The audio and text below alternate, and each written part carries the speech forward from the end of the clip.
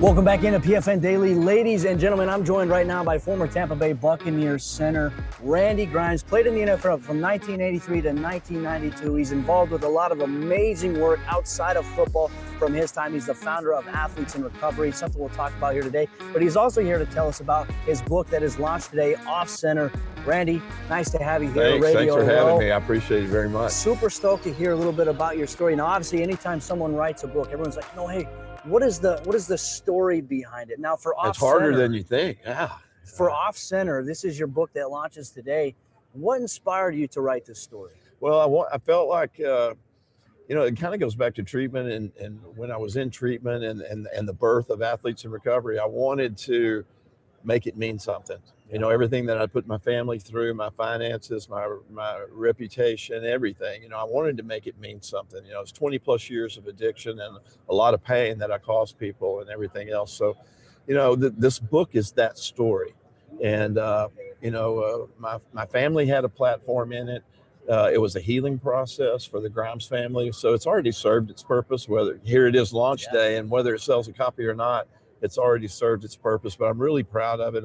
It's been a 3-year labor of love where I've poured my whole heart into 234 pages. And, not only what I went through, but I wrote the story, and it parallels a fictitious intervention that's going on. So there's actually 2 stories going on the whole time, and they run side by side, but they cross over a lot because I want to show you what codependency looks like. I want to show you what enabling looks like. I want to show you what denial looks like and the stigma that's associated with addiction. And it's a beautiful story, and I'm really proud of the format, and it turned out really good. I'm really proud of it. And the foreword's by Coach Ditka. He was a huge supporter of mine. He's always supported former athletes, and I'm just really proud of the book. Well, and I think when you go back to NFL being such a physical game, like we all know football is physical, but sometimes I feel like there's a lot of athletes that don't understand, like once you're done with football, there's still some physical pain that follows you. Is that something that sort of led to that, or was this during your playing career where you started battling with addiction, or was it after football? Well, first thing I learned when I got to the Tampa Bay Buccaneers back in 1983 is that football was not a game anymore. Now it was a job.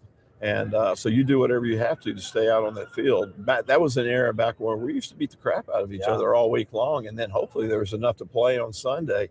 But I was that guy willing to do whatever I had to. And that meant taking handfuls of pain pills every day to practice and play through the injuries. I was not going to be that guy who was going to get a reputation of always being on the injury report, always back in the training room, always missing practice, because that was a reputation you were never going to get away from in what was sure to be a short NFL career. So, I didn't look at it for what it really was. I looked at it like a necessary evil. I wanted to be the best center that ever played the game. I wanted to feed my family. I wanted to be an all-pro. I wanted that next big contract, so I was willing to do that. And that necessary, when I left the game after 5 head coaches, after 6 different offensive line coaches, after the best year I had in 10 years was 6-10, when I left the game, I struggled finding out who I really was without that uniform, without that playbook, without that itinerary.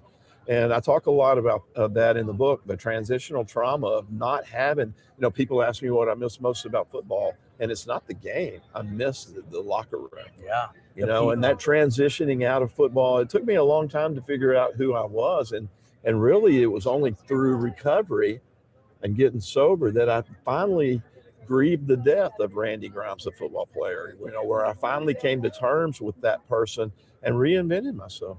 I think you explained something really clearly, especially what a lot of athletes go through when you're done with the game. You mentioned it. You get so caught up in the locker room, just being around, just like it's your daily routine, the guys, the coaches, just the routine. It's your support, your life support. And it's different when you leave. For me, I want to go back to this as well, because my career, I ended after tearing my ACL. And one of the things that I actually struggled with too afterwards was that lack of identity after, being the football player, where I also got into painkillers. I'm very fortunate to be able to get off that. And, when I heard about your story, I was like, this is important. This needs to be told, because, obviously with you working with athletes in recovery, you're not the only one. Like, there's so many people out there. Right. How do you help players maybe overcome the stigma or like the fear of being able to come forth and say, hey, I need some help with this? And that was the whole purpose of Athletes in Recovery, pro athletes in recovery. I wanted to be that bridge between players and resources. back when I came into treatment, there was nothing out there for former players, you know. So I actually helped the NFL start the Player Care Foundation and start reaching out to guys out there that I knew that I played with and against who were doing the same thing I was doing. That was self-medicating the injuries they got while they played in the game. But it's not just NFL guys, you know, it's former baseball players, hockey, basketball. You know, I work with jockeys, tennis players, golfers, and it's chronic pain, but it's also that transitional trauma of not having that uniform to put on anymore, and veterans and first responders. You know, the people that their whole identity is wrapped up in that uniform that they put on every day, or that tennis racket or golf club that they pick up, or that horse they get on.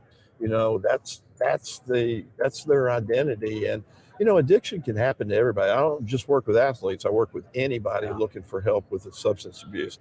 And you know, you can always trace it back to some trauma. Yes. You know, all addiction, I think, you know, and I'm certainly no doctor, I just play one, but you know, all addiction is based on trauma somewhere. Our experiences, you know, really shape the road. And obviously for you, being able to use your experience to even help even one person out there, I think is always worth it. So Randy, love your story here. And obviously, ladies and gentlemen, his book, Off Center, it launches officially today. So check it out. Where can people get their hands on this? Amazon.com. I mean, they handle everything, right? But hey, go to Amazon.com. You can go to offcenterthebook.com. Of course, my website's proathletesinrecovery.org or White Sands Treatment Center. That's where I run my organization, out of White Sands Treatment Center there in Tampa. Absolutely. Looking forward to getting my hands on this book, being able to read it. Randy, appreciate you for being vulnerable, being able to share your story, because that's super important, ladies and gentlemen. Randy Grimes from the Tampa Bay Buccaneers Center. Thank you for your time. Thank you very much. Appreciate you.